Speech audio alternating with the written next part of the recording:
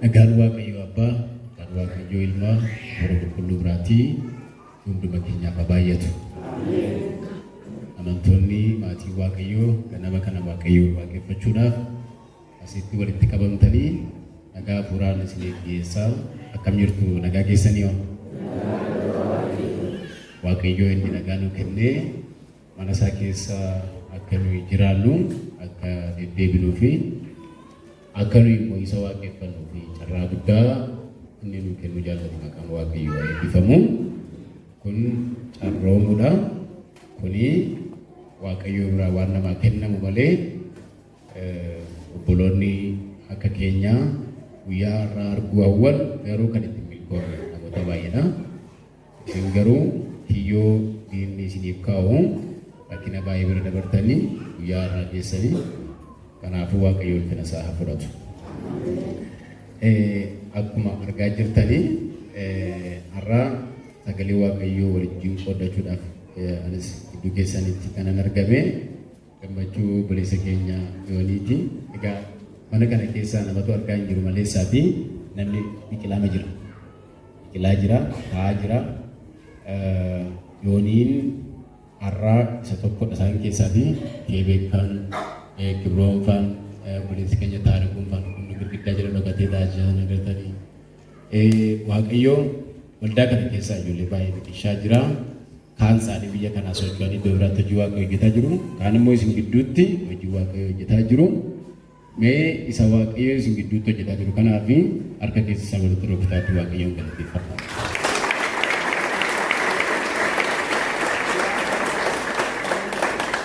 Obboleessa koo Yoonii jedhamu bakka gammaddee ani har'aan sagal kamitiin tutturiira isinitti deddeebi'uu jalqabuun koo anuma biratti afaan saaqqachuu jalqabe yoon jedhe nan danda'a.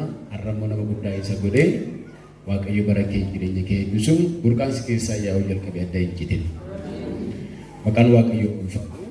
Akkuma kanallee keessa manuu dur waldaa burqaa jaallatan isaan beeka. Har'a immoo isin gidduu jiru Waaqayyo isinii kennee nama guddaadha, nama jabaadha. Waan guddaatu keessa jira.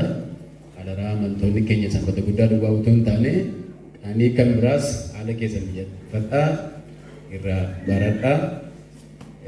Har'a isin gidduu jiru malee safarraa kan inni fuudhee deemu hin beeknu waan ta'eef utuma isaan isin gidduu jiranii itti fayyadaman isiniin jechuu barbaada. Waaqayyo isaan isin haa eebbisu. Geggeessitoota waldaa kanaa Qees Mulgeetaa hunduma keessa Waaqayyo isin haa eebbisu. Mee ulfina sagalee Waaqayyootii fi miila keenyaan lafa jiru kan dhaabannee kutaa dubbii sagalee Waaqayyoo keessaa kutaa tokko dubbisa. Kutaan irraa dubbisuu ergaa Yihudaa boqonnaa hin qabu lakkoofsa duwwaadha. Lakkoofsa 11 kaasee haga 13 isa jiru dubbisa. Isaaniif wayyoo isaan karaa Qaayil irra bu'aniiti. Bu'aadhaaf jedhanii guutummaatti irraa kaachuu Balaamitti of gadhiisan. Akkuma qoraay mormanii Waaqayyo irrattis ka'uu isaaniitiin balleeffamuu isaaniitiin. Jarri kun ilbaata jaalalaa isa walii wajjin qabdan yeelloo malee isinii wajjin nyaachuu isaanii xurii isiniittiin ta'a. Isaan garaa isaanii duwwaadhaaf yaadu. Isaan akka duumessa bokkaa of keessaa hin qabne isa qilleensaan ofamuuti. Akka muka yeroo ija godhannu muka ija kennu yeroo ija kennuun isaaf ta'utti ija dhabeeti. Akka muka hundeedhaan buqqa'ee gogee qosareeti. Akkuma dhaan galaanaa inni hunkuramaan hoomacha baasu. Isaanis hojii isaanii isa yellaasiisaa akka hoomachaatti ol hin baasu. Isaan akka qorsaati.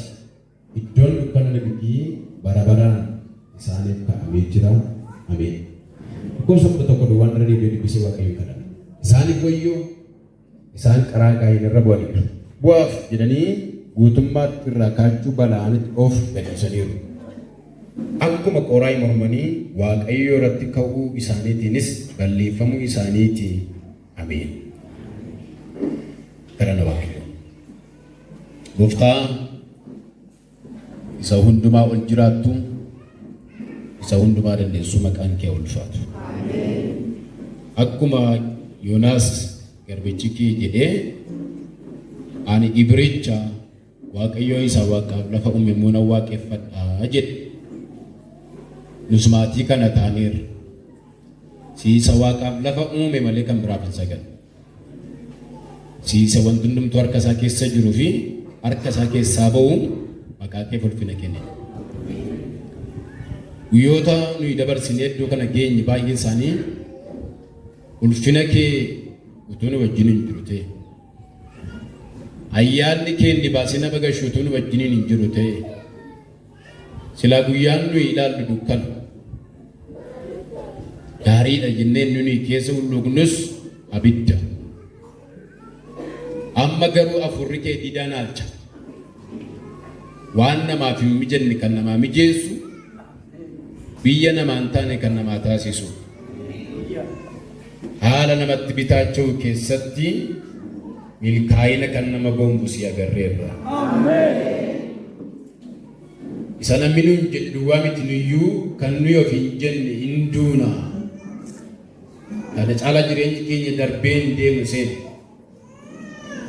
Luna baay'ee ture, kina baay'ee ture, gidiraa baay'ee ture. Asumatti dhuma waan itti hin jenne baay'ee qabna. Haala keenya ilaalle.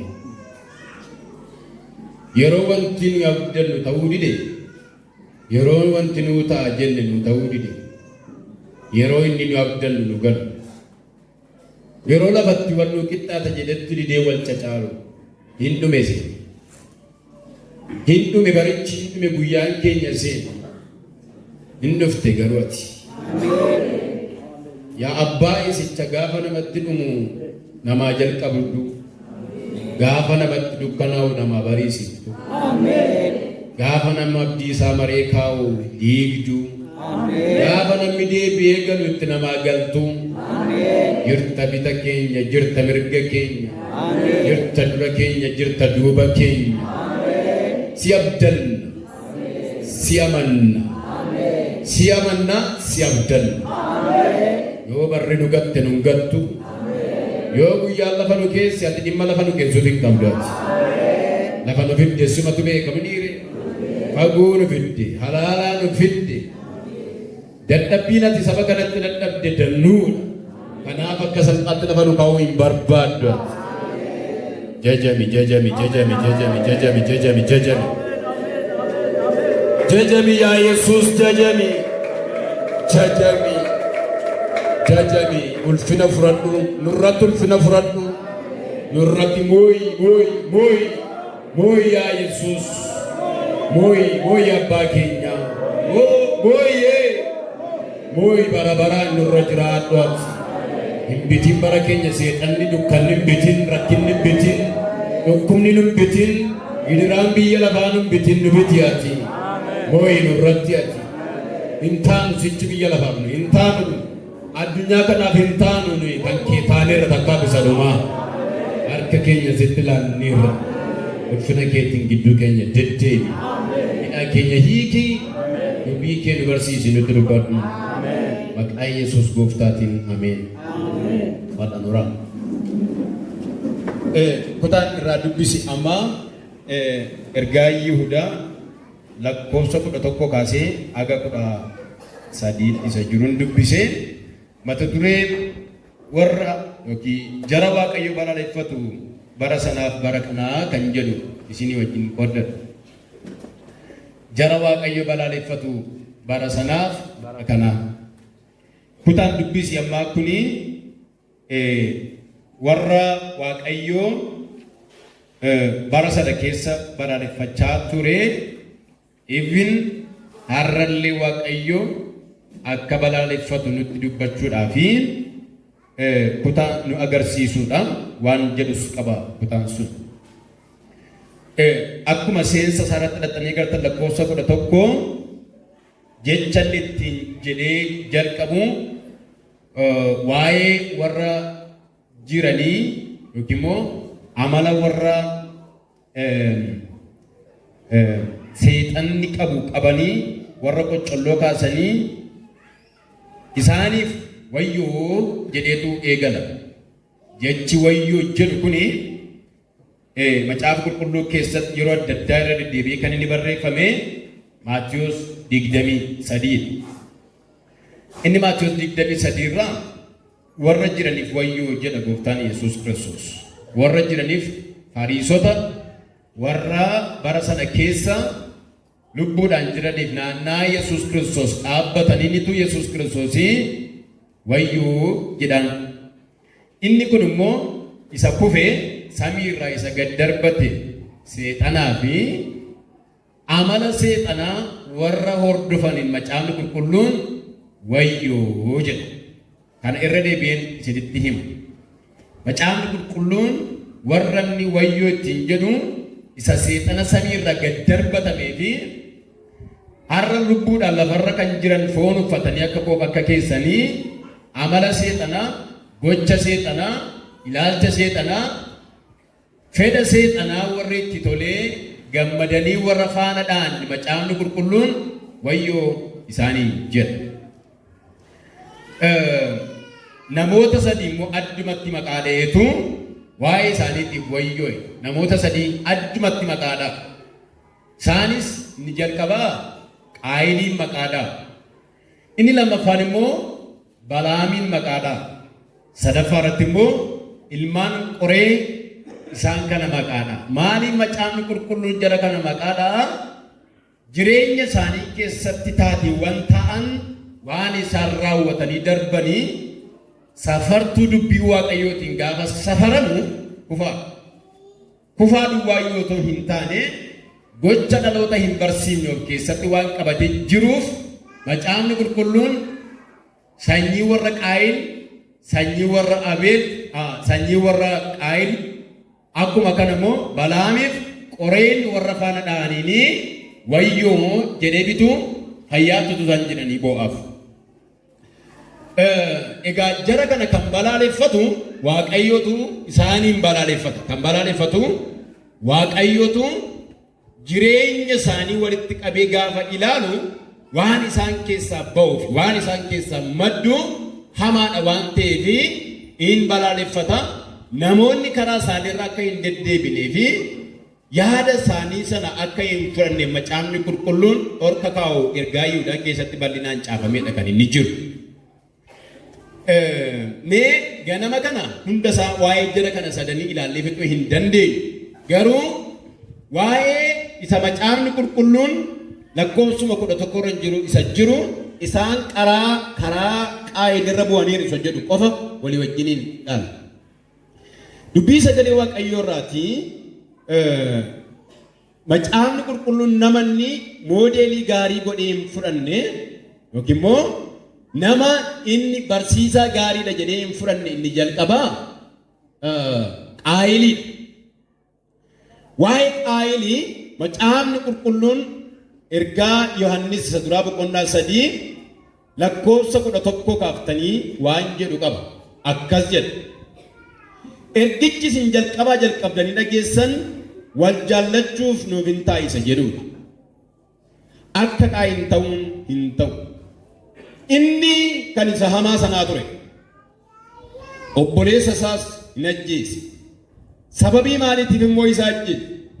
Hojiin ofii isaatii hamaa ta'ee hojiin obboleessa isaa immoo qajeelaa waan ta'eef isa ajjeese jedha.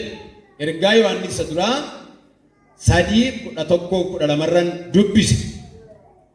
Lakkoofsi 12 irra inni jiru hima nuyi irratti ganama kan akka ilaalu barbaadedha. Akka Qaayil ta'uun hin ta'u jedha kutaa sanarraa. Akka eenyu? Akka Qaayil ta'uun hin ta'u jedha. Qaayil utuu waa'ee Qaayiliin hin seeniin dhimma Qaayilii wajjin wanta wal qabatu diteeyilii isaa utuu hin seeniin Waaqayyo gaafa Addaamiin uumee Addaam qofaa jiraachuun, qofaa bo'uun, qofaa galuun, qofaa rafuun, qofaa nyaachuun gaarii waan hin taane Waaqayyo isa ilaalee namni qofaa jiraachuun maal miti? Maal miti jedhe? Hundumti keessan naa deebisaa kan maal miti jedhe Waaqayyo? Gaarii miti jedhe. Waan as keessa jiru Waaqayyo ofummaatti hin amanu jechuudha. Waaqayyo tokko ta'uu otoo hin taane nama tokko single person itti amanatu hin taane tokkummaatti amana waaqayyo.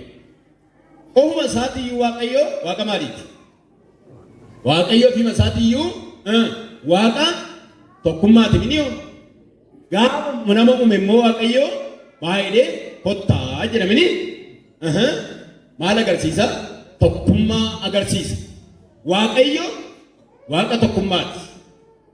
Cabsatanii ba'uu, keessaa ba'uu, qofaa ta'uu hin jaallatu, ittiin gammadu. Kanaafuu Addaamiin gaafa ilaalu qofaa jiraachuun isaa maal miti jedhe waaqayyo? Gaarii miti jedhe.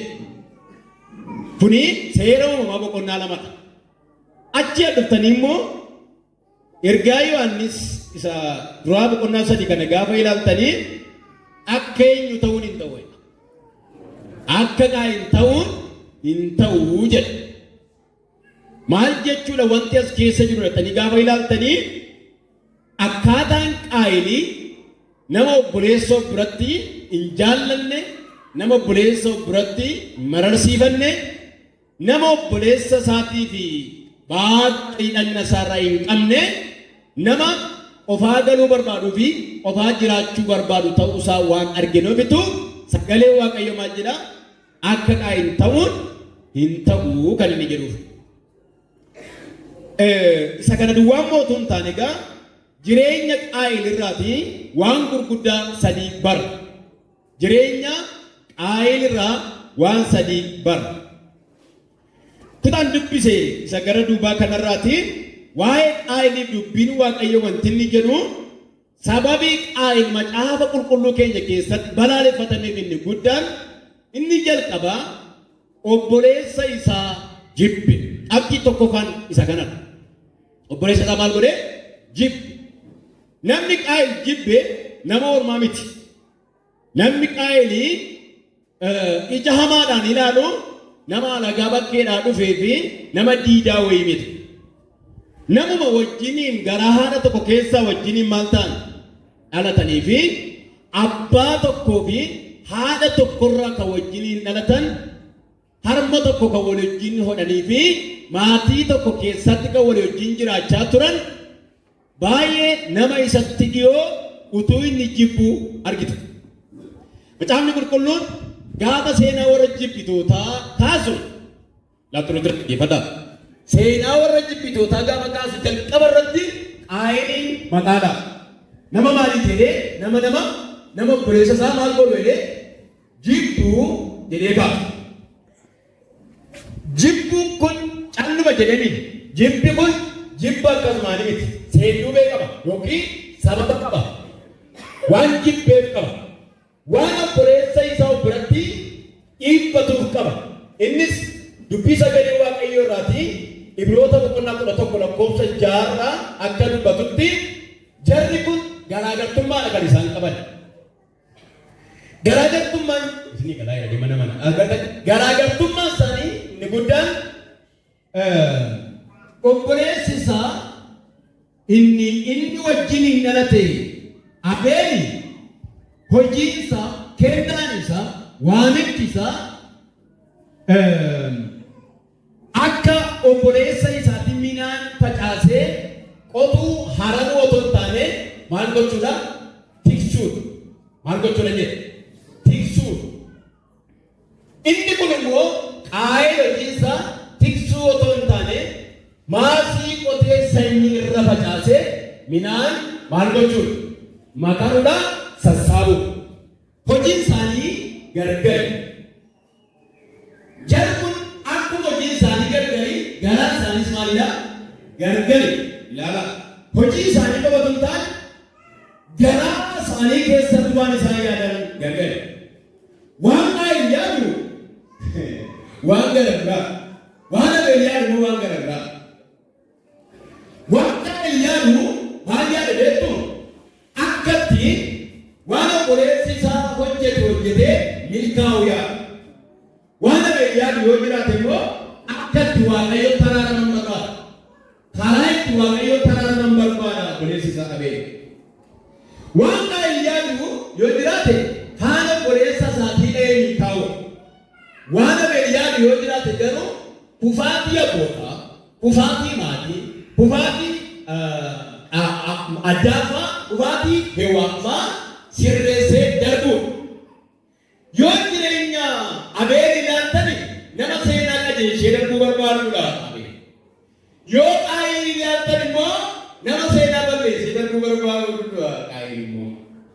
Yoo jireenya Abeelii ilaaltanii nama Waaqayyoof nama walitti araarsuudhaaf yaalii godhaa ooluudha.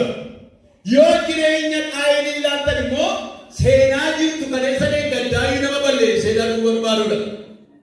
Garaagartummaan jara kana lamaan gidduu jiru inni tokko riibiiwundi gochuu barbaada. Deebisee maal gochuu? Ijaaruu barbaada. Inni tokko immoo isa ijaaramee jiru maal gochuu barbaada? Diiguu barbaada.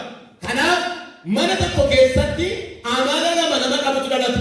Amala diigaa nama qabu, amala ijaaraa nama qabutu mana tokko keessatti dhalata. Garaadhaa dhabuudhaan Oromoon diksii qabu. Agartanii manuma tokko keessa maatii tokko keessa nama waa nama karakter godhutu dhufe tokko ijaara tokko diiga tokko seenaa qajeelchu tokko maal godhu seenaa balleessa tokko Waaqayyoon nama walitti fiduudhaaf yaalii godhu tokko immoo haala see Waaqayyoon namarraa akka fagaatuu fi jibbi maayinii hawaasni namarraa akka daddafee dhufuu fi nama haala mijeessuun jarri kun nama saayii lama qabatan tokko kan qabate tokko kan qabate tokko karaa gaarii qabate tokko karaa gadee qabate tokko karaa amantii qabate tokko immoo karaa jallinaa qabate tokko karaa jireenyaa qabate tokko immoo karaa badiisaa qabate Waaqayyo kana nama warra jirtan ameen jira gadee jira Waaqayyo kana nama oolcha amma gaaf tokko macaafa qulqulluudhaatanii gaafa dubbistanii seera uumamaa boqonnaa afurraati jarri kun waan hojjetanirraa waan itti dadhabanirraa waan jireenya isaanii yeroo dheeraa irratti aarsaa godhanirraati ittiin Waaqayyoon waaqessuudhaaf jedhan ittiin Waaqayyoon hojjechuudhaaf ittiin Waaqayyoon gammachiisuudhaaf qaqqabatanii fuula Waaqayyoo dura dhufan. Qaayin akkuma qonna isaatiitti qonna irraati midhaan fideemu Abeel immoo akkuma tiksummaa isaatiitti tiksee horii tiksu sana keessaa tokko immoo aarsaa godhe Waaqayyoodhaaf dhiyeessuudhaaf qabatee fudhatee qaqqabee dhufu. Yeroo fuula Waaqayyoo duratti dhufani garaagartummaatu dhalata. Garaagartummaa wajjin dhufaatu hin taane amma attention Waaqayyoo kanatu nama kan biraa ta'e yaada Waaqayyoo kan saamu fedha Waaqayyoo kan harkisu nama kan biraa kan ta'e innis aarsaa isaanii gaafa dhiyeessan jedhamanii sagalee Waaqayyoo gara aarsaa isa kan Abeel jedhamanii sagalee jiru isa kan Abeel akkamittiin ilaaleedha faana tolaadhaan ilaalee jedhu irra deebi'ee jedha kana Waaqayyo gara aarsaa isa kan Abeel haara maaliif jiru haara maaliidha yeroo sana immoo aarsaa gaafa inni bidee dhiyeessu Waaqayyo aarsaa isa kan Qaayiniin maal godheedha dhiigee jedhamanii isa tokko accept godhe Waaqayyo isa tokko immoo reject godhe Waaqayyo isa tokko welcome jedhee Waaqayyo isa tokko immoo hin barbaadu jedhee Waaqayyo isa tokko yaa barbaadeera waan itti fedhan isa tokko immoo hin barbaadu jedhee maayini jara kana gidduutti garaagarummaa kan uume jettanii gaafa ilaaltanii inni biroota 11 maal jedhu dhagaadha inni biroota 11 lakkoofsa 6 jiru Qaayin Abeel jedhamanii aarsaa isa gaarii isa kan obboleessa isaarra caalu maaliin dhiyeessee jedha amantiidhaan dhiyeessee jedhamanii maaliin dhiyeessee nama amantiiti. Kanaafuu Abeeli nama akkamiiti yoo isin jettan nama olumin nama haasamin nama iyyaamin nama hamimin nama irratti qabumin nama hamaa yaadumin nama hamaa karoorsumin Abeel nama amantiiti nama Waaqayyoon maal godhuudha amanuudha nama amanuudha Waaqayyootti nama jabeessee Waaqayyoon amanuudha maal jechuudha hin amana jechuun akkas jechuudha hin isaa eenyee abboonni keenya muka isa Waaqayyoo hin nyaatinaa jedhe sana maal godhaniiru sababii ija mukaa isa Waaqayyoo hin nyaatinaa jedhe sanarraa hin nyaatanii fi Waaqayyo nutti maal ta'e gaddeera Waaqayyo faala isaa duraatti maal ta'e galagalchee Waaqayyo fuula isaa duraatti maal godheera deebiseera amma garuu jedha aarsaa Abeel keessa wanti jiru ani immoo Waaqayyoon nan araarsa nagee ani immoo aarsaa dhiyeessu kanaani Waaqayyo dhaloota walitti maal godha sukanan fuula waaqayyo nan ibsa. Aarsaan dhiyeessu kanan waaqayyoon isa gadde kana deebisee maal nan godha? Nan gammachiisa. Ani nama waaqayyoon gammachiisuudha. Yes, gaddeera waaqayyo. Yes, waaqayyo nama dhiise. Yes, waaqayyo fuula isaa namarraatti maal godheera? Deebiseera. Amma garuu waan nan jedhu kanan hin arga waaqayyo garaa koo. Hin arga waaqayyo keessa koo. Hin arga waaqayyo namummaa koo. Ani namaaf waaqayyo namaaf uumamaaf waaqayyo deebisee maal gochuu nan danda'a? Araarsuu riibiwuldi gochuu nan danda'a. Ameen jedhaa kana. Nan danda'a. Nan araarsa. Nagaan fida. Tokkummaan fida. Jaalala fida. Fuula waaqayyo gadde kan deebisee maal godha? Nan ibsaa jedhee nama dhiibbataa jirudha abee. Nama waaqayyoof nama walitti deebisuudhaaf dhiibbataa yeroo akkasii kana yaala. Yaala. Inni kuni jaalala hamma kana ga'u argateera. Jaalala guddaa argateera maatiirra. Waaqayyoorra argateera. Simannaa guddaa, fudhatamummaa guddaa argateera. Yeroo waaqayyoo aarsaa isa kan Abeeli haala tolaadhaan ilaalu, yeroo obboleessi isaa Abeel akka kana fudhatamu, yeroo waaqayyoo aarsaa isa kan Abeeli beekamtii kennu, as galagaltanii immoo gabalattan isa kan qaanii ciigamu, garaa qaa'ee keessa wanti mune summiidhaan logo. Akkamitti ta'a? Kun akkamitti ta'a? Akkamitti waaqayyoo hankoo dida? Akkamitti immoo kan obboleessa koo maal ta'a? Fudhatama. Akkamitti kan koo gadi bu'a? Akkamitti kan obboleessa koo immoo maal ta'a? Ol ka'a. Akkamitti kan koo ija hamaadhaan ilaalama? Akkamitti kan obboleessa koo immoo faana tolaadhaan maal ta'a? Ilaalama. Akkamitti kan koo kee tokko gadi bu'a? Maal gochuu akka beektu? Hamaa yaada jedha gara keessatti. Hamaa. Waan hamaa yaada. Hamaa yaada gaafa jedhu ergichi maaliif beektu? Jibba kuusuu jalqabe. Namni tokko jalqaba tarkaanfii fudhata sun taane jireenya namaa irratti jalqaba keessi bada. Jalqaba namni tokko nama irratti tarkaanfii fudhata sun taane jalqaba ilaalcha hin taane qabaata. Jalqaba nama balleessa sun taane jalqaba waan nama balleessuuf kuusu yookiin immoo sababeeffata. Nagama.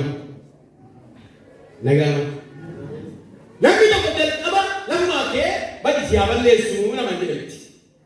Isa jalqaba waan garaa keessa mul'atu akka irratti tarkaanfii fudhachisa. Harki keenya kun, miilli keenya kun, iji keenya kun, qaamni miiraa nuyi qabnu kun waan keessa keenyaatiin enerjaayisaa socho'u yookiin immoo oofamu. Garaan badeera taanaan mataan hin badane. Ani jedhu. Garaan badeera taanaan maaltu bada? Mataan badeera taanaan qaamni guutuu maal ta'a? Gara deebiin badan. Meena wajjin yoo garaan badeedhaame mataan badeedha. Walgaati yoo mataan bade moo'edha. Qaama guutuutu badeedha. Garaan badeedha. Seexanni garaa barbaada. Jirtu. Seexanni isa barbaada jedhe. Garaa barbaada. Suuta jedhee seexanni garaa halluu barbaada. Akka taa'ee boodii kan mataa nama seentu kana seexanni mataa seentu barbaadu jedhe qabaa gartanii. Taa'ee boodii yoo dhufte isa barbaadu jedhe. Mataan inni seexanni garuu mataa sun taane garaa. Lafti wantoonni nuti irraa disibbiitoo raabsamu isarraati garaa. Lafti odeeffannoon irraati raabamu yookiin immoo faca'u isarraa jedhu garaa. Yoo qulqullaa'e kan qulqullaa'u isa namaati garaa. Yoo qajeeles kan qajeelu isa namaati garaa. Jechuun isin yeroo baay'ee utuu garaan ishee anaan maal ta'eera ta'e utuu garaan isaa anaan maal ta'eera ta'e garaan isaa jedhanii yeroo baay'ee ndaa'u waaqayyo immoo gaafa namoota boqqan maal isaa argeera garaa sana godheera. Daawitiin gaafa mo'atee inni nama akka maal gootii jedhe nama akka garaa gootii jedhe. irratti irraa waammadhu gaarii ta'e hama garaadhaa. Kanaaf Qaayeen jireenya isaa keessatti lafti qootame magaalaa duraatti qootame garaa isaa. Biyyi garaa to'atameennaan akka hin taane ta'e garaa isaa dubbate naannoo isaa jiru garaa obboleessaa waan gaarii jedhe garaa obboleessaa waan gaarii jedhe garaa obboleessaa isaatti balbala hin banne garaa obboleessaa isaatti kunuunsine garaa obboleessaa isaatti ishoo bakka fudhatamte ati bakka simatamte ati bakka milkoomte ati bakka si gargaara Waaqayyo yoo bakka qootamuu ni deeyyuu bakka sii ta'e nama jedhu otoo hin taane akkama abbaa isheetiitti namtittiin kuni aanarra caaltee argamti garaa jedhu garaa hamaa garaa isii tataa maal jedhudha akka maatii jedhu garaa isii afaaniin jedha keessaan immoo muru kanatti isin kennin Yesuus. Garaa isii chaanii afaaniin dhunkata keessaan immoo maal godhetu awwaan garaa isii jaalala dhugaa of keessaa hin qabne maqaa obbolummaatti garuu waamamu garaa akkasii. Jibbuu ni jibbee barisamaa ni jibbee zuru midhaan. Kanaaf midhaan qulqulluun akka ta'e ta'uun hin ta'u kan inni jedhu maal waan inni godhu maal inni obboleessa isaa maal godhuufi. Kanaafuu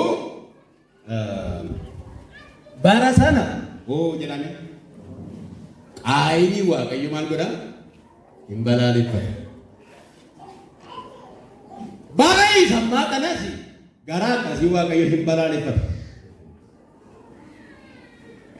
Bara Qaayin obboleessa isaa irratti hamaa gaade Waaqayyo ishookaa jabaadhu gurbaa akkas malee gobos kan akka jiru qaxale jedhee waan agartanii bara isarraa kanas Waaqayyo nama obboleessa isaa kanatti dubbii qotu nama obboleessa isaa kanatti boolla qotu yaallatu. Kan eegumaa jiru beektu waan nuyi har'a goonu keessaa Waaqayyo wanti inni beekamtiin laannee nama jajjabeessuun irra jiru salphisuu keenya hin jaallatu Waaqayyo. Nama Waaqayyo gaari nama kaasuutu irra jiru gadi buusuu keenya Waaqayyo hin jaallatu. Nama hirbuun irra jiru tokko qullaa gochuun nuyi hin jaallatu Waaqayyo. Dhagaa mati Waaqayyo. Nama aisoo ansi wajjin nan jira ittiin jennu boolla seenisee jechuu keenya Waaqayyo hin jaallatu. Nama ani obboleessa keeti haadha keeti si wajjin nan jira ittiin jechuu qabnu har'aa iji koo sin argin jechuu keenya har'aa Waaqayyo hin jaallanne mati Waaqayyo. Hin jaallanne Waaqayyo isa kana hin jaallanne Waaqayyo. Garaa obboleessa jibbu garaa obboleessa raddamaa yaadu garaa obboleessa balleessuudhaaf kuufama hamaa walitti qabaaniiru ija hamaadhaan ilaala Waaqayyo. Kanaaf Macaafni Qulqulluun nama akka Qaayiniin akka namicha kana ta'uun hin ta'u jedha. Lama jireenya Qaayin irraa wanti ni ilaala. Gara jabinaan obboleessa isaa ajjeesee jedha sagalee Waaqayyo. Maaliif maal jabinaan badhaame ol gaatu maal jabinaan jechi gara jabinaan jedhu kuni digirii isaa agarsiisa.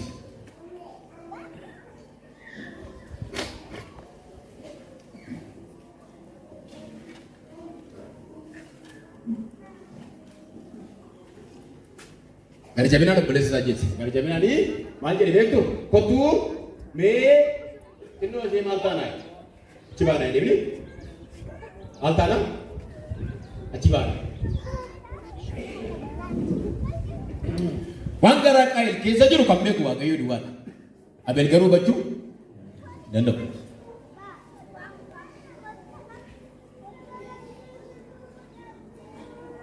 Garaan isaa keessi waan badee fi barra zamaan namichi kun mina dhigi bara xuruu matti. Garaan isaa keessi barra zamaadhaa akka nama barakiinaa dhugete baqamaa inni badii yaada. Akkatti nama balleessa maal godhu. yaada. Abeettuun beeku malee isaati qaayil waan biraa waan baataa jiru qabu. Obboleessa isaa haadha isaa irratti hin beekne malee isaati waan qaayil baataa jiru waan qara qabu. Waan qara qabu. Waan qara ittiin obboleessa isaa maal gochuu danda'u? Ajjeesuu, qaluu, lubbuu isa dabarsuu danda'u kana baataa jiru.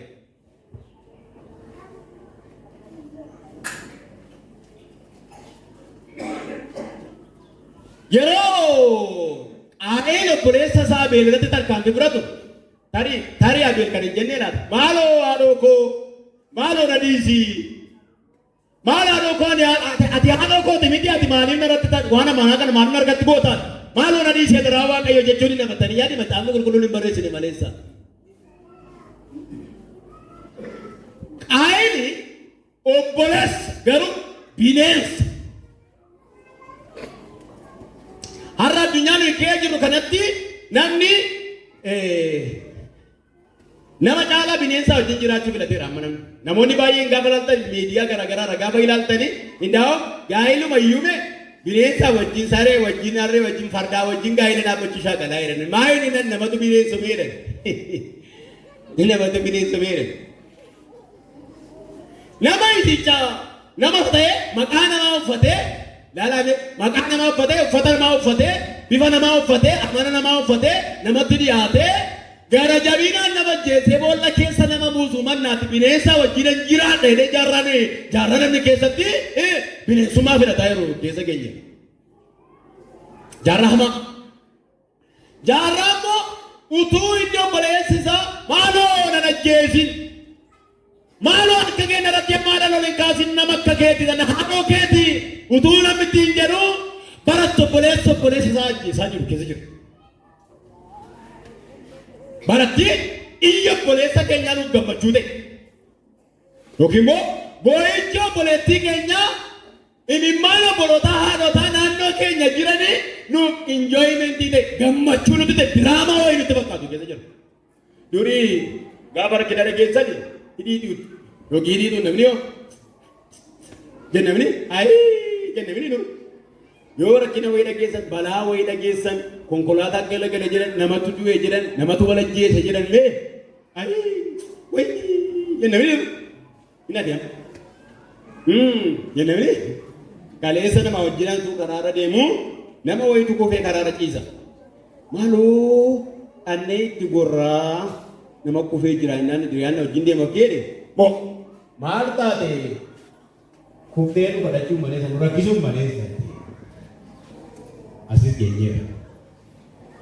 Adirra yoo namni kufee nama ciise nu kadhachuudhaaf yookiin immoo waa ittiin nurkaa fudhachuudhaaf malee yeroo namni itti jedhu yeroo namni akkasii yeroo namni akka bineensaatti waliin haala yeroo namni bineensa daggalaa fakkaatee itti mul'ataa jiru. Yeroo namni obboleessi keenya inni haadha keenya waaqayyo nutti kennee agartaniittu akka bineensaatti namni ilaalamu irra keenya. Sagalee waaqayyo dubbate seera uumamaa keessa dhattanii gaafa ilaaltan obboleessa isaa dhaqee gara jabinaan maal godheedha ajjeesee gaafa jedhu ergaa isaa inni guddaan sanyii waaqayyo balleessuu isa jedhudha. Sanyii waaqayyo sanyii amantii sanyii warra amananii sanyii warra waaqayyoof nama walitti taraarsanii adda kutuu isa jedhudha. Tarsiimoo seexanaatti kun isaa ifate Yesuus. Sanyii warra waaqayyoof jiraanna, waaqayyoof araarsanna, waaqayyoof bulla, waaqayyoof hojjenna, abboonni keenya waaqayyoof gaddisiisaniiru nuuni immoo waaqayyoon hin deebisna, araara buufna, nagaa bu'a warra jiran adda kuchisiisuuti ergaan qaayil biraa ba'aa jiru. Haa ifatan. Warra jirtan ameen jira. Waan akkasii haa ifatamu sinirraa maqaa Yesuus adda kutuuti. Eewu kan qaayiliin kaasee ittiin hojjetaa jiru yoo isin jettan dhugaan isinitti maatii sagalee waaqayyoo inni ergaa Yihuudaarra seexanaaf qaayilii wal qabsiisee kaasa. Akka gararraa isaa dubbisa. Seexanaaf qaayilii wal qabsiiseedha kan inni kaasu. Ajjeesuun harreeyyuu fuula waaqayyoo duratti fudhatama hin qabu.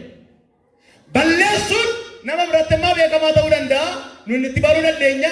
addunyaatti barreeffamee ta'uu dandeenya dhageenyee normaalii nuti ta'uu danda'a waaqayyo biraa garuu rikkattiinsa yakka waaqayyo biraa ammayyuu hamaa waaqayyo biraa ammayyuu yakka cubbuudha waaqayyo dura nama simbira jiru irra tiitiisaa irra kakama ati jedhaan nama simbiraati boleessa kooteedhaani haaroo kooteedhaani fira kooteedhaani aantii kooteedhaani siin jaalladheedhaani waaqayyo siin naaf kenneedhaani siyaa eebbisuudhaani ati qabeenya kooteedhaani ati obboleessa kooteedhaani tima ati jedhaani kafana kooteedhaani dhoksituu kooteedhaani gorsituu kooteedhaani harka kooteedhaani ati jedhaani jabeessaati ija kooteedhaani miilla kooteedhaani waaqayyo jedhaani siin jedhaani eebbiseema siin naaf kenneedhaani jedhaani eebbiseema siin naaf kenne warri kan biraan nama keessan makaminaa ishii Algiriin tokko tokko warraman tokko fudhadhii galatti wanti fudhattee qaba.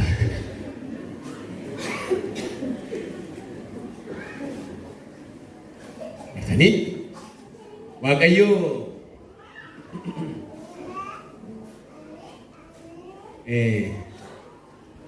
Addaamiifi eeyoon kenneera.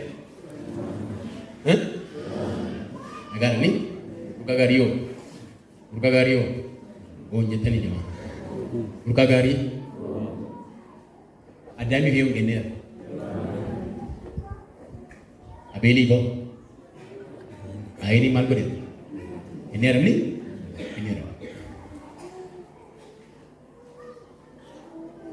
Qaayidha jedha beektu qaayidha. Ati nama barbaachiftu jedha. Ati nama barbaachistu.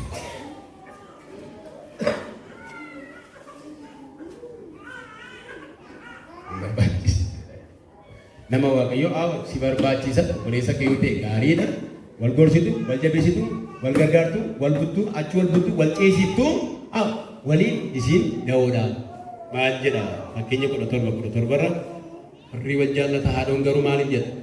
Gaafa xiiqiitiif jedhamini isin kan gaafa xiiqii ta'e waaqayyo wal bira sakka sanyii balleessuutti gadi ta'a. Wal balleessuutti gadi ta'a, wal xiqqeessuutti gadi ta'a. Harka keessan mirga jabeessa ol kaasati yaa waaqayyo jedhaani. Nagaaf sagalee keessan itti dhagaamaa jiru yaa waaqayyo jedhamee hafuura wal balleessuu nurraa kaasi jedha. Hafuura maal gochuu? Hafuura obboleessa balleessuu, abbaa mucaa balleessuu mana amala sirreessaa deddeebiin tajaajilamu. Yoo xinnaa waggaa 10 ta'e argan deddeebii isaan tajaajilu jalqabe. Gaafa deddeebii isaan tajaajilu namicha tokkoon argaa deddeebiin namicha tokko achi keessatti arga. Warri kannatti qaqqayyaramu hin bahu dhiifamaa hin bahu kan biraa dhufee gala namicha garuu waggaa madhiiraan arga. Nama iddoo sanarraatti hojii wangeelaa hojjetu tokko waameen namichis waa'ee sanaa garuu dinaa ibsi jedhee. Nama seetee kan inni ittiin jalqaba yakkamee dhufee maneedha galee jennaan haadha mucaasaa ilmaan gafa katakkatee dhufee maneedha galee. Waggaa 18 mana kana keessa taa'ee mootummaan dhiifama godhee manatti galeennaan amma immoo haadha manaatti dabalee katakkatee dhufee mana kana jira. Jalqaba maal ajjeese? Ilma ajjeese. Amma immoo haadha manaatti dabalee ajjeesee deetu dhufee mana dhagee taa'eera. Yeroo akkasii ilaalaa. Kanaafuu daandiin obboleessa kanaa daandiin Qaayeen yookiin immoo waan jireenya isaa irratti obboleessa balleessuu inni jedhu kuni fuula waaqayyoo duratti ergaa hamaadha. Isa sadaffaa obboleessa isaa haadhoo isaa isa ajjeese kana deebi'ee immoo hin dhoksu. Isa jalqabaa tokkoffaa hin jibbee, isa lammaffaa hin ajjeesee, isa sadaffaa maal godhaa jira? Dhoksuu jalqabee immoo.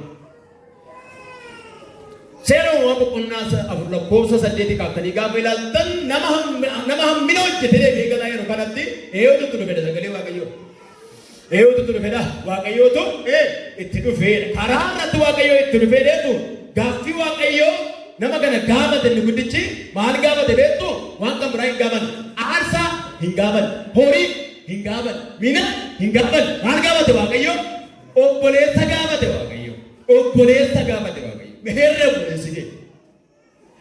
obboleessi gaafate wajjiniin aarsaa dhiyeessitu. Kanaaf waaqayyo waan namni gaafa deebi'ee dhufa hin gaafatu yoo jiraate inni jalqaba nama nu gaafata waaqayyo. Wanta amantoota, tajaajiltoota, geggeessitoota waan waaqayyo deebi'ee dhufee nu gaafatu yoo jiraate ollaa nu gaafata dhufe, safara nu gaafata dhufe, tajaajila keenya nu gaafata dhufe, hiriyaa keenya nu gaafata waaqayyo dhufe. Meera namatti guddifte gaafasi, meera namatti kaafte gaafasi, meera namatti bishaan itti naqte, meera namatti harka qabdee guddifte, jaattee barsiifte, meera namatti kadhatte agarsiifte, meera namatti sitti kennate, meera nama harka kee wal keessa gashabduuti dhaloota baanu siin jedhe satina duraati harcaafte nama akkasii nu godhi waaqayyo. Nama gaafa deebi'ee dhufee waaqayyo nu ilaalu komatamu nu godhin hin jedhaayira. Walgaati ameen jedhame. Namoonni tokko tokko saganaan saaxilamuudhaaf deemaa jiru. Yeroo baay'ee nuyi eeguudhaan namicha kana luba kana eelii luba manna mini yoo. Eelii maal ittiin jennaan jaamaa jennamini jaamaa. Nama iddoo aarsaa waaqayyo yeroo dheeraa maalummaan taa'e jaamummaan taa'e nama jaamaa. Adaraa waaqayyo eeliitiin bu'inaa. Hinan gaafa dhala waaqayyo ittiin bu'inaa eeliitti. Hina baarinaas. Jaamaa namni dhuguma jisaa bararriseera dulloomeera mini yoo isaa na baarinaa eelii. Yoo xiqqaate nama meeqa qaba beektuun mucaa tokko qaba inni isaa eelii. Maal godhe? Kunuunse, guddise, karaarra buuse saameeliin qaba inni yoo xiqqaate. Innokse. Innokse. Rakkoon addunyaa kanaa inni guddaan yakka godhame keessatti waaqayyoon duratti qalbii jijjiiratanii aawoo ani balleesseera. Waan an hojjedhe kanatti immoo yakkeera irra daddarbeera yaada garaa koo fuula kee duratti nan geeddaradha naa dhiisii waaqayyoon jechuurra rakkoon addunyaa kanaa fi isa durii baali jettanii gaafa ilaaltani ana miti abaluudha ana miti qeesiidha ana miti koreedha ana miti jaarsaawwan ana miti abbabbaadha agartanii nama biraatti maal gochuu dhoksuu yaalu. Nama lama macaafa qulqulluu keessa dhoksanii balaarra bu'an akkaan nama cubbuu dhoksuu yaaledha. Macaafa Iyyaasuu boqonnaa 7 dhaqanii gaafa ilaaltan akkaanii waan raawwatee Israa'el keessa baduun isarra jiru maal godhedha sagalee waaqayyoo. Hin dhoksee namni yoo dhoksee baatee deemu waan baduun isarra jiru baatee deemu. Waan raawwatee isaan gidduudha dhidhamsiifamuun irra jiru maal godhe awwaalee ammayyuu baatee jira. Kanaafuu dhumaatiin nama 200 sababa ta'e duguugamuu nama 200 karaa ta'e carraa ta'e haala mijeesse akka Daawiti jireenya isaa keessatti immoo moodeelii kan isa godhu waan yakki waan balleessu waan irra kaatee fuula waaqayyoo duratti dhiyeeffatee direeretu yaa waaqayyooti na beekta jedha. Ameen jedhaan. An jireenya koo maal gochuu hin danda'u si dhoksu hin danda'u. Fuula kee duratti seenaan koo beekamaadha. Kana yakkee si kan yakkee hoo ana haati koo cubbuutti na ulfoof anis maal ta'e daladheedha cubbamaa ta'e daladhe ana. Saba kana hin balleessin harka keerraa deebisi yaa waaqayyo ana kan balleesse ana kan saba lakkaa'e. Ana daandii irraa kan kaate geggeessaatu irraa kaate maal godhe yaa waaqayyo saba kanaanaa jedhiitii cubbuu isaatii an akka lakkaa'amu jedhe Museenoo waan jedhe beektu Museen sababii baduu kana an baduu wayyaa'e saba kana hin bitin eenyuun ajjeesi maleessa anaan ajjeesi maleessa dhoksuu yaalu cubbuu jechuun itti dabalanii maal gochuu yaalu dhoksuu yaalu. Kanaafuu sagalee waaqayyoo akka eenyu ta'uun hin ta'udha beektu waan sadiifi akka Qaayin ta'uun hin ta'udha. Eesh baay'ee gaariidha. Akka Qaayin ta'uun hin ta'uuti akka eenyu ta'utu gaariidha ree isa jedhu gaggabaabseen isinitti. Dubbii sagalee waaqayyoo keessaa kutaa tokko dhiifadheen dubbisa. Seera uumamaa boqonnaa 5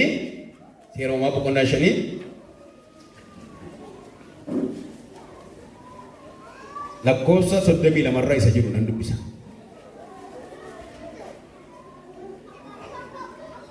Lakkoofsa 21 irra dhiifama. Lakkoofsa 21 Henook dhalatee waggaa 65tti Maatusaalaan dhashe. Maatusaalaan erga dhalatee booddee Henook karaa waaqayyoo irra deddeebi'uudhaan waggaa 300 waaqayyo wajjiniin jiraate. Ilmaaniif intaloota biraas hin godhate. Barri Henook jiraate hundinuu waggaa 365 ture. Henook karaa isaarra deddeebi'uudhaan waaqayyo wajjiniin jiraate. Waaqayyo waan isa fudhateef deebi'ee achitti hin argamne. Ameen. Henooki kaasa. Henooki nama waan sadii godheedha. Tokko nama waaqayyoon sodaatu. Nama waaqayyoon maal godhu? Nama sodaa waaqayyoo qabu. Nama waaqayyoon irratti sodaatu. Dhaloota akkamii gidduutti? Dhaloota waaqayyoon hin sodaanne gidduutti, jaarraa sodaa waaqayyoo keessatti bade gidduutti nama waaqayyoon sodaatu. Mina dhaggeeffadhaa turuutti. Barri sun bara akkamiiti yoo isin jettanii bara namni dhalachuu fi du'uu gidduu duwwaa jiraatu. Irraan isin dhiibe. Barri sun barri Henook keessa jiraate bara namni dhalachuu maal gidduu du'uu gidduu duwwaa jiraatu. Kana booddee carraa jireenyaa biraa kan hin qabu. Bara itti seenaan itti fufee galmaa'u hin dhalate maal ta'e? Hin du'ee jedhudha. Abaluun dhalate maal ta'e garuu? Hin du'e. Maatusaalaa hin dhalate bara mana jiraate maal ta'e? Hin du'e. Bara dhalachuu du'uu gidduu qofaa namni jiraatu. Bara namni mul'ata fagoo hin qabne. Bara namni ol kaasee hin ilaalu. Bara dhaloonni bara sana keessaa gocha idilee wal fakkaataa qofa walii wajjin raawwatan. Nyaachuu, uffachuu, fuudhuu, heerumuu, maatii godhachuu kanarra darbee mul'ata kan biraa hin qabne bara akkasii. Bara tachima keessanii ilaaluun hin jiraanne akkasii kana keessa eeyyee waaqayyoon har'a jira jedhee nama yaada. Waaqayyo mana koorra jira. Waaqayyo kee koorra jira. Waaqayyo jireenya koorra jira. Waaqayyo nama kanarraa kan qaba. An karaa waaqayyoo irra deddeebi'uutu naaf ta'a nama jedhu. Mee nama simbiraatti nakkeedhaani kana booddee kan si baasuu jedhaatti naa himaa. Karaa waaqayyoo irra deddeebi'uudha jedhaani. Karaa eenyurra? Karaa dubbadhaaf karaa eenyurra? Karaa eenyurra haasaa ol gaatii mee karaa waaqayyoo irra deddeebi'u. Ameen. Karaa waaqayyoo karaa qulqullaa'aa. Karaa waaqayyoo karaa mudaa hin qabne. Karaa waaqayyoo karaa wal makaa hin qabne. Karaa waaqayyoo karaa jalloonni, hattoonni, sobdoonni, hamoonni irra deddeebi'an kana iyyaati. Ameen jedha kana. Karaa kanarra jalloonni irra jechuun hin danda'an jedha faarfannaan boqonnaa faarfannaan tokko irra ta'e gabaalaatan. Daandii waaqayyoo irra jalloonni maal ta'uu hin danda'an qaxxaamuruu iyyuu hin danda'an jedha sagalee waaqayyoo. Daandii filatamaadha daandii waaqayyoo. Mee sabni as keessa jirtan ol kaasaatii daandii waaqayyoo jedhamee filatamaadha jedha. Ol kaasaati daandii waaqayyoo jedhamee daandii ceesisuudha jedha dubbadha. Ol kaasaa sagalee keessan daandii waaqayyoo jedhamee daandii galma qabuudha jedha dubbadha. Daandiin karaa namni mana gooti gaafan bahee daandiin qabadhee bajaajii lixasin dhufe. Maaltu nafe? Daandii namni gurgaa gaarii naqadee mana hafe. Haa nan dhufe kun ijoolleen keenya akkasuma. Isinis akkasuma. Eeshi waldaa gurgaa gaariidhaan inni nuti keenya boo konkolaataa guuttiin hin deemu yookiin immoo gimbii deemu qaban inni humna adda. Karaa murtee ceesiftuudha. Biqicha haala mijeessituudha. Eeshi. Inni kan biraan jireenya Henook irraa wanti nu argannu guddaanii jireenya lafarraa isa jedhamu qofaaf nama jiraatu miti. Karaa waaqayyoo irra deddeebi'uu qofa osoo hin taane waaqayyo wajjin immoo maal ta'edha sagalee waaqayyoo jiraatee jedhu. Waaqayyo wajjin jiraachuu. Namoonni tokko tokko lafa waaqayyoo isaan kaa'ee jiru yaa baay'ee gaarii. Garuu waaqayyo wajjin jiraachuun immoo irra hin jiru. Waaqayyootu natti dubbatee naan inni iddoo kana dhufee kan jedhanii namoota baay'ee dhagaa oolu baay'ee gaarii. Welcome. Garuu erga dhufaniiti waaqayyo wajjin hin jiru yoo ta'e kun kisaaraa. Waaqayyootu aangoo kana naa kenne. Waaqayyootu mana kana naa ayyaa jabaadha gamaatii waaqayyoo. Waaqayyootu jireenya akkasii kana naa kenne jechaa waan waaqayyoon hin mul'ifne hojjechaa ulfina waaqayyoo kan hin agarsiifne amala waaqayyoo wajjiniin jiraachuun jireenya keenya irra hin jiru yoo ta'e kisaaraadha kun. Nama simbiraatiin akkeedhaani karaa waaqayyoo irra deddeebi'uu qofatu hin taane jedhatti naa hima. Waaqayyoo wajjin jiraachuun si barbaachisa jedhaani. Thank you. Yoo wajjin jiraachuu waaqayyoo wajjin jiraachuu. Warra waamu waaqayyo waan lamatti tokko ana wajjiniin maal ta'edha jiraadhu ani immoo si wajjiniin irra deebiinsi itti bagan. Warra waamu waaqayyo waan lama gurguddaa itti ani si wajjiniin taa'e ati immoo na wajjiniin maal ta'e ta'ee ilaala nama si bira jegeessa ati jedhaani waaqayyo si wajjin jira jedhaani ati immoo jedhaani waaqayyo wajjin ta'e jedhaani tinaayima jedhama ati jedhaani waaqayyo si wajjin jira jedhaani ati si immoo jedhaani waaqayyo wajjin ta'e jedhaani.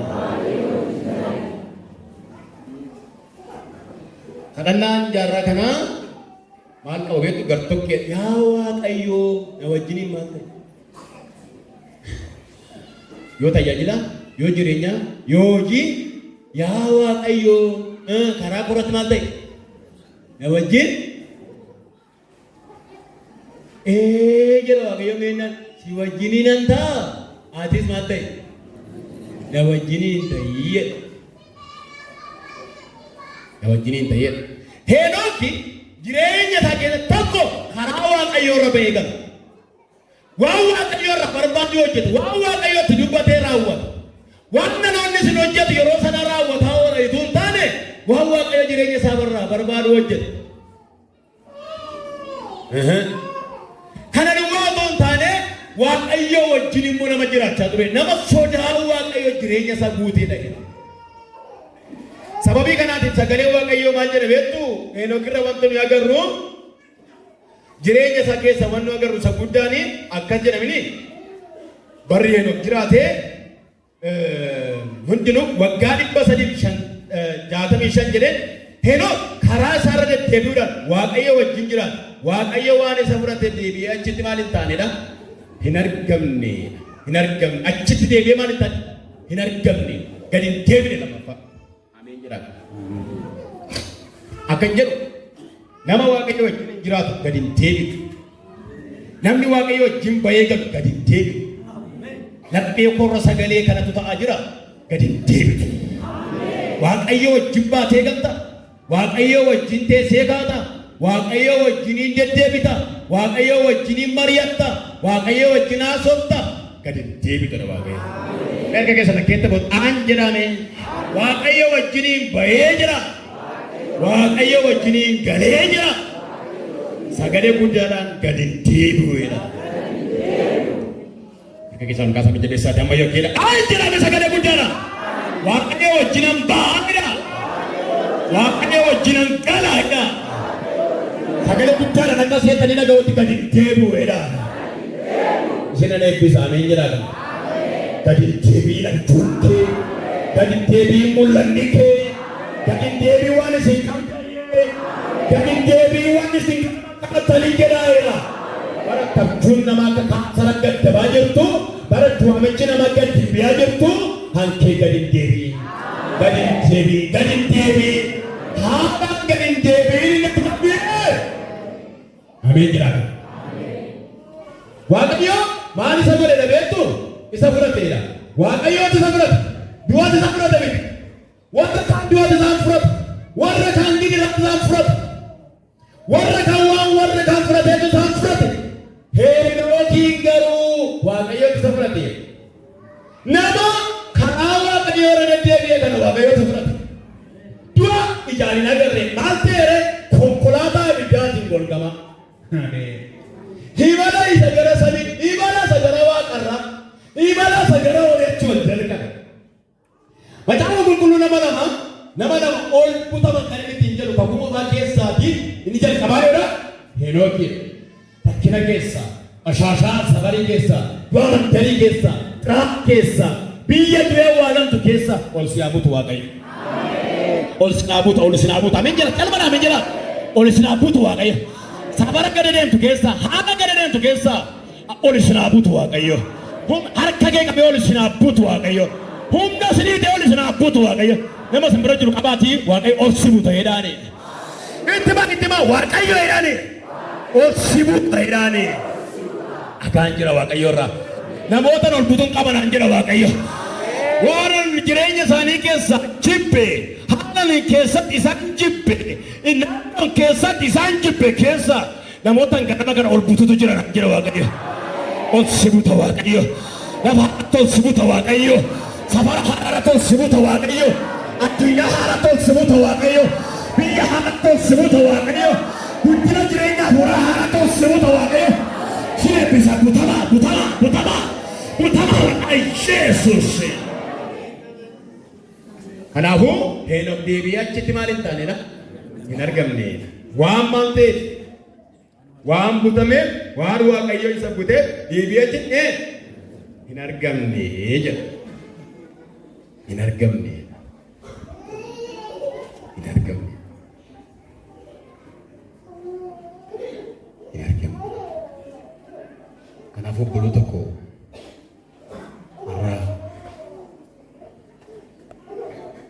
warra waaqayyoo ganama itti deeggamu galgala isaanii bareechuuf. Warra ganama isaanii tuttuqaa yeroo waaqayyoo egeree isaanii bareechuuf. Warra ganama isaanii ifataa yeroo waaqayyoo galgala isaanii toshuuf.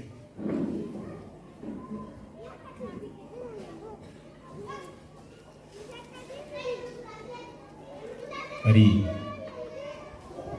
mana waaqayyo keessatti illee dhibba boodee isaanii wajjeessee kan jiru.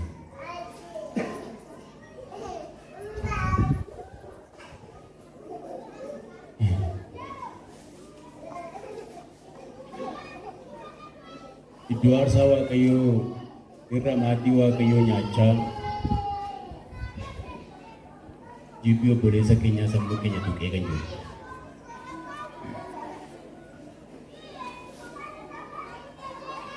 Utumoo iddoo aarsaa waaqayyooti jajjabaannu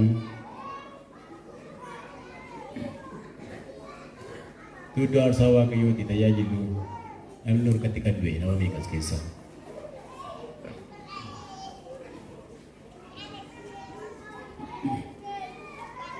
Wanti warra du'anii iddoo awwaalaa dhaqanii ilaalla yookiin immoo warra fooniif lubbuun isaanii nama harkatti baddalamee naan iddoo awwaalaa dhaqanii ilaalla. Nama meeqa Fatii waaqayyo arraba nama baay'ee irratti du'aa kan jiru har'a.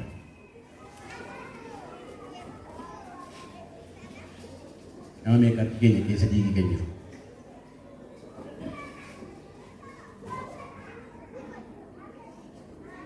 Nama meeqa utuu waaqayyo faayidaa keenya saaqee ilaaleetii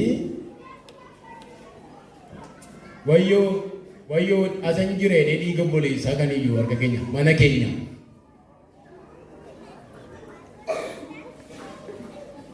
Oksuun utuu nurra jiru qullaa goonee jabeeffachuun utuu nurra jiru cabsinee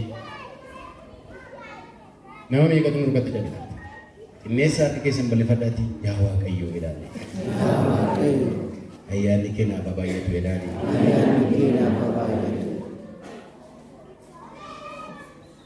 Harka keenya keessa dhiigi keenya yookiin namni nurkatti kan keessumaatti ola deemaa nurkatti kan cabe. Fayyisuuf teenyaa keessaa kan jiru.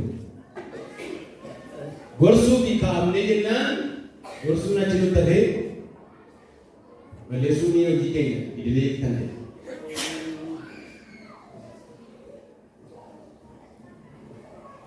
Waa'ee keenya waaqayyootti himachuu kan hin dandeenye waaqayyootti dhimma keenya himachuu kan dandeenye waa'ee namaa garuu yeroo meeqa gabaasuu kan dandeenye nama meeqa.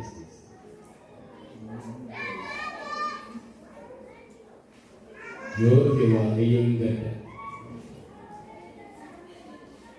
Yoo dhufe akkasitti waaqayyo maal jedha jettu akka Qaayin ta'uun hin ta'u. Ani waa tokko nama sanyiidha sagalee waaqayyo. Sanyii calluma jedhee hin faca'u. waan argataa'ee qaba waaqayyo. Waan waaqayyo gidduutti ciigoo jiraachuu mala. Waan waaqayyo gidduutti jibbee jiraachuu mala. Akka qaaliin ta'uu dhiibee akka Heenookiin ta'uu kan dandeenyu waaqayyo yaada sana qabaayeessu. Waan sadiin isinii gara dhagaa qabatan.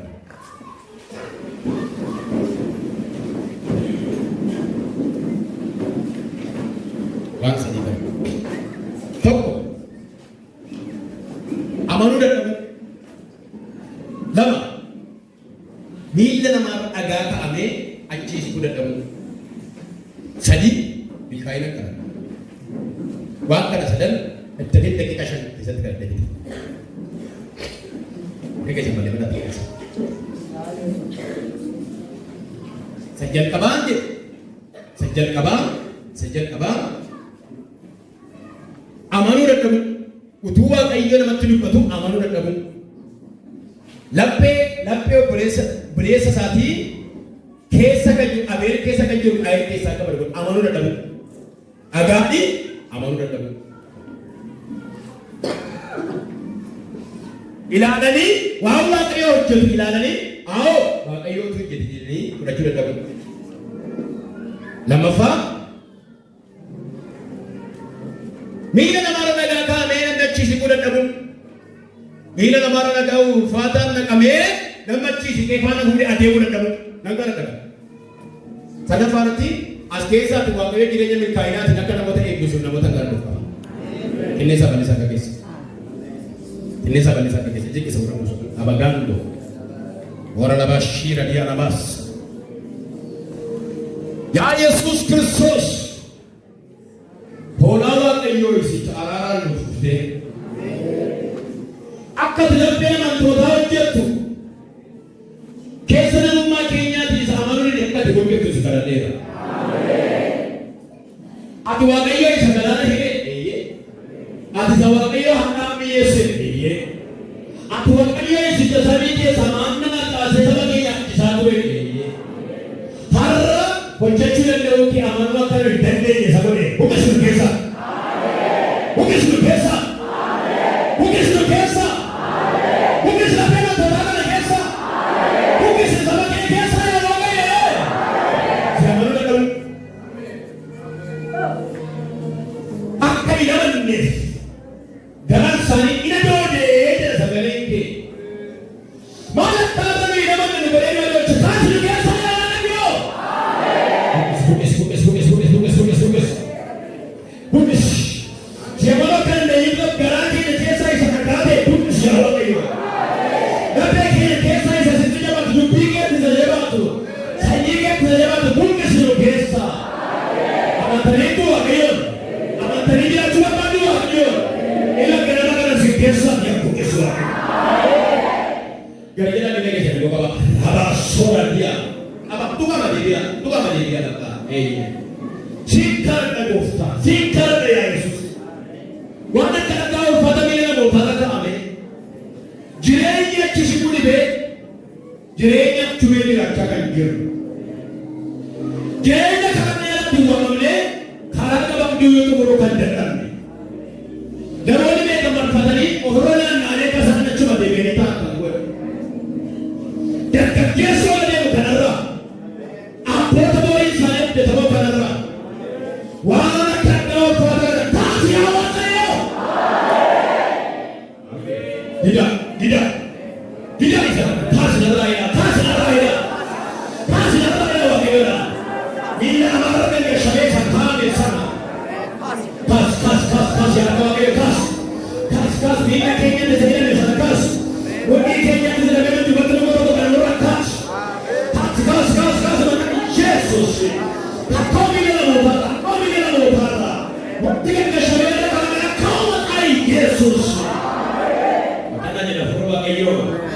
Wana no babaye dem sarawe akana gal family no thakare ani kana kana milena no thaka thasere kanjero hadi samakara darge se balra lagana milka ye boleso milka ya milka irata me ke sangati ne bichara irata na sujara ka gati ka milka